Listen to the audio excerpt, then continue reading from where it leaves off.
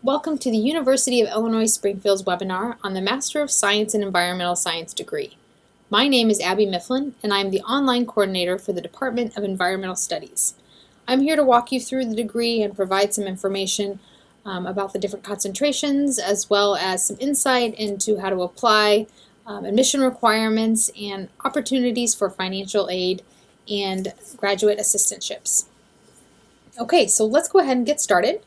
The degree we offer is the Master of Science in Environmental Science. Within this degree, we offer 3 different concentrations students can choose from: General Environmental Science, Environmental Planning and Management, and Sustainable Development and Policy. All 3 of these concentrations are offered online or on campus. So let's go ahead and take a look at what are some similarities between these concentrations and the differences as well.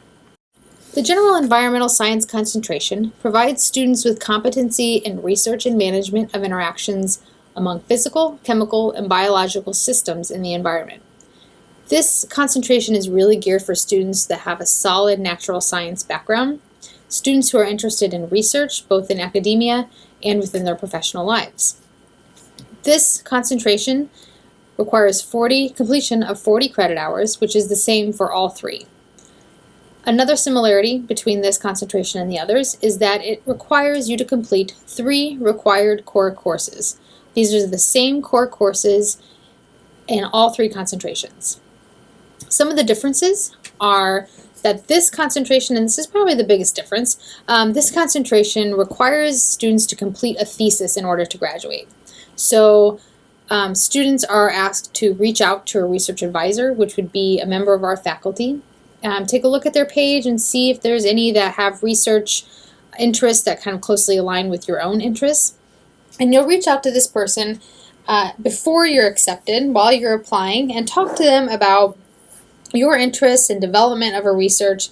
And once you find someone who will agree to work with you, you'll put that in your application and we can go ahead and proceed to review your application. So that's a really important thing to remember about the General Environmental Science concentration, is that you must have a research advisor. All of our faculty members are used to having applicants reach out to them, so if you want to call or email, you can do that, and they'll be happy to speak with you. Another difference is that after you take those 3 required core courses, the rest of the classes for this concentration are electives. And this is really to help you, one, of course, take classes that you're interested in, but courses that will help you develop and focus and guide you in doing your thesis research. So you'll work with your advisor to choose classes that align with your interests and with and help you to, again, kind of help define that thesis and help you do the research that's required. Okay, so we're going to move on to the next one. The Environmental Planning and Management concentration is a really popular one for our students. This curriculum prepares students for professional positions in environmental planning and management. One of the biggest differences between this concentration and the General Environmental Science concentration is that you do not have to complete a thesis. A lot of our students who take this do so because of this option. They have a closure option where you take a capstone closure course and there is an element of a project or an internship that kind of closes your degree program. And a lot of students like this because it gives them kind of a firm timeline, whereas with your thesis, it's your completion is very dependent on how your research is going. So that's one really great part of this concentration, is that you do have a definitive kind of timeline if you know how you're going to plan out your courses. So within this concentration, again, you're going to take those 3 required core courses that everyone has to take regardless of the concentration they're in. Next, you'll take 3 required concentration courses, and this is specific to the Environmental Planning and Management concentration. These courses are courses in GIS, which is Geographic Information Systems, land use and environmental planning, or transportation and planning, as well as natural resource policy and administration.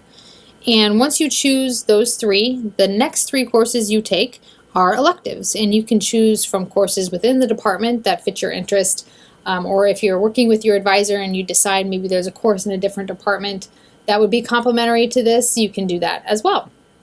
And again, this is offered on campus or 100% online and requires 40 credit hours for completion.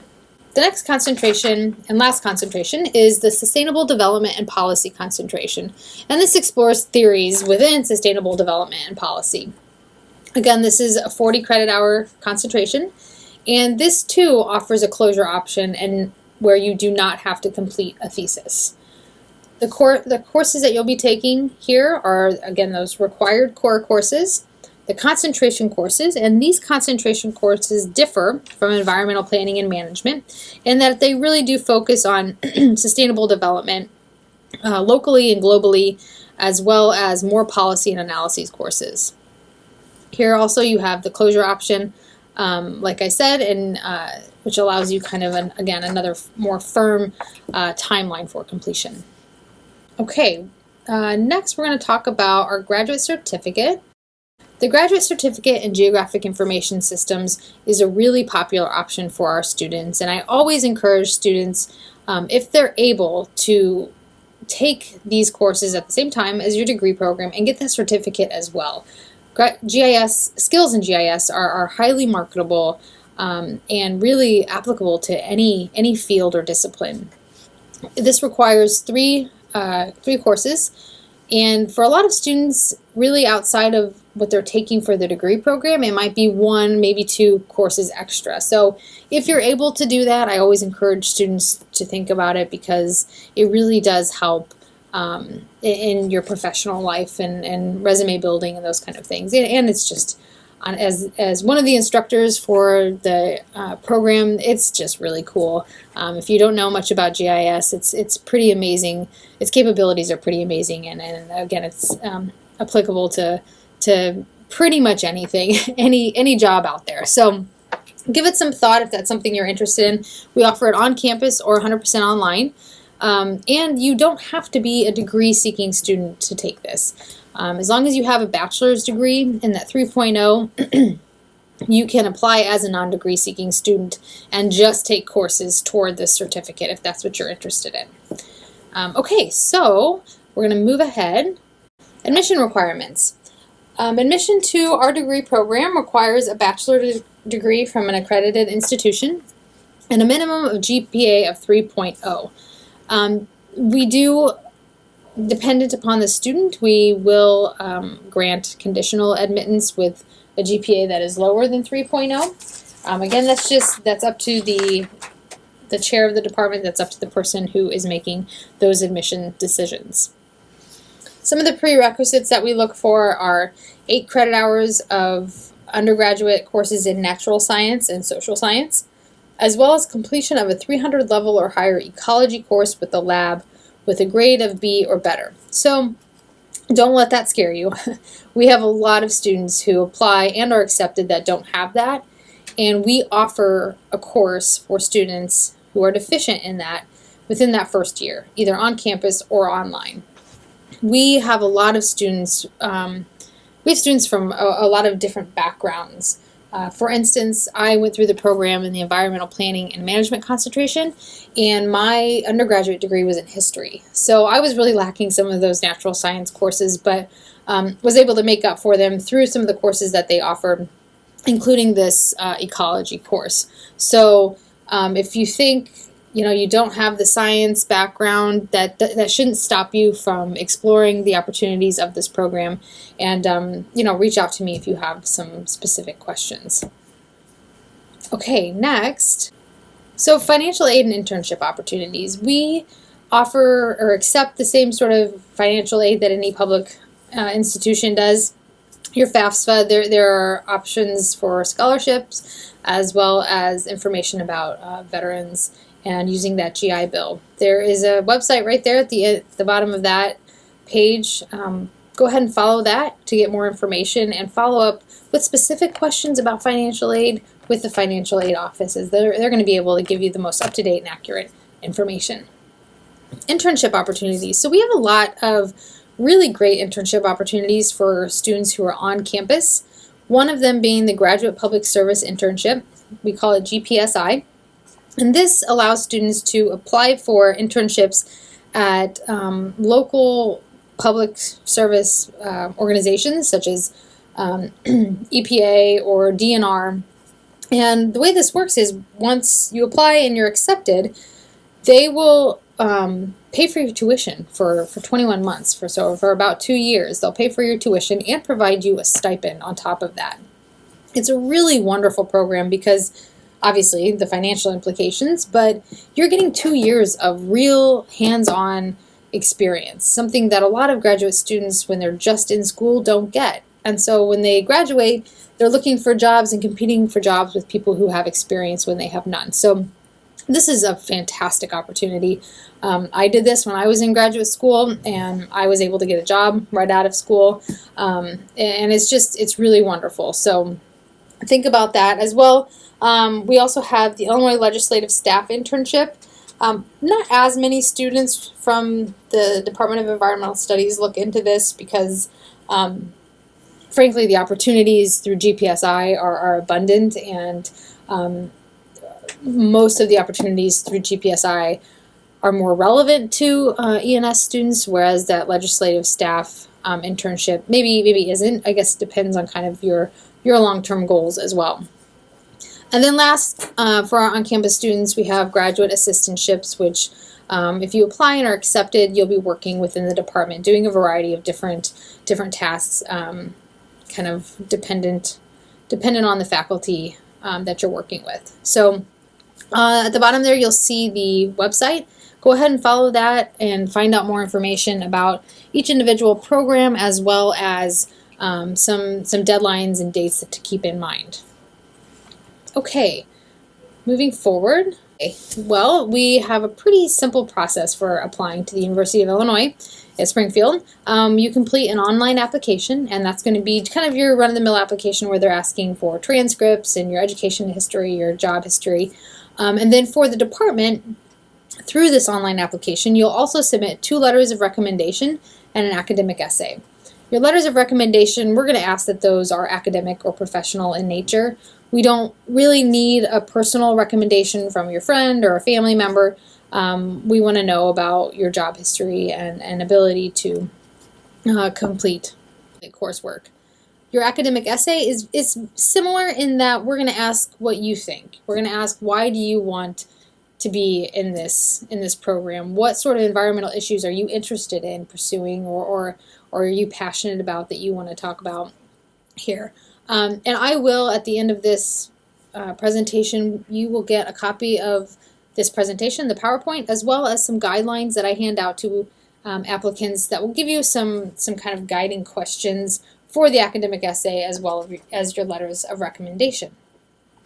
And that's really it. So as far as applying, it's pretty simple and straightforward, and I think really that's kind of our program in a nutshell. So if you want some more information specific to our program, or you want to just talk to me about the program or some of the things that I mentioned today, go ahead, you can call me or email me, and we'll chat, and I'll send you whatever kind of information I can, and expand on some of those items maybe that we talked about today that piqued your interest. So, okay, I think now we're going to open it up to questions. We have a couple people who've submitted questions, and they were not able to join us today, so we'll just talk about those real quick. One of the questions we had was, where do our graduate students live, and where are some of the GPSI locations? So obviously, if they're on-campus students, generally they live around Springfield, not necessarily in Springfield, but close enough to drive. And then our online students are all over the country and all over the world, actually. So it really depends on kind of the mode of how you're taking the program. And as far as our GPSI students, they are placed in different organizations: the Department of Natural Resources, the Illinois Environmental Protection Agency, the Illinois Department of Public Health has some of them, as well as Department of Revenue, and let's see, I think Department of Transportation also gets some of our internships. We've had some who go there and work in their GIS department and really have a lot of success there. So Let's see. Another question we have is, can I double major with an MBA? Yes, you can. I think the best way to handle that is to reach out to both the Department of Business and the Department of Environmental Studies separately, and talk about your plan, because you'll kind of have to decide if that's best for you. You'd certainly take longer than your general 2 to 3 years to complete that, but my suggestion would be to reach out individually and just kind of see what their take on that is. Okay, we have questions about international students and their visa requirements. I am going to suggest that you contact the Office of Admissions.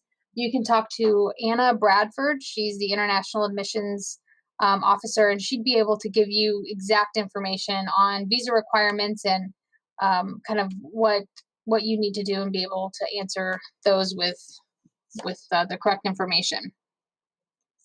Okay, another question. Do I have to be an on-campus student for the internships? Generally, yes. However, the GPSI office is opening some positions into the Chicago area. So if you live in Chicago and you're interested in being an online student and a GPSI, just reach out to me and we can talk about that some more and see what kind of opportunities are going to be happening up there. They won't be as many as there are in Springfield because it's kind of new. We're expanding. So if you have questions specifically about having a GPSI in Chicago, just email me or call me and we can talk about that. Otherwise, yes, the graduate assistantship and the Illinois legislative internship all require students to be in Springfield. So if you live in Springfield and want to be an online student and do these internships, you could do that. But you would need to be in Springfield to visit the office. Okay, do we have any other questions? I do have one that we get often is, do we require a GRE score? And the answer is no, we do not. You do not have to submit GRE scores to apply and be accepted into our program. Okay, it looks like that's all the questions. So if there's nothing else, you can look forward to getting these slides as well as some supplemental information about guidelines for the letters of recommendation, as well as the guidelines for the personal essay. And as always, you can contact me and let me know if you have any specific questions. Thanks for joining us today, and I hope to hear from you all soon.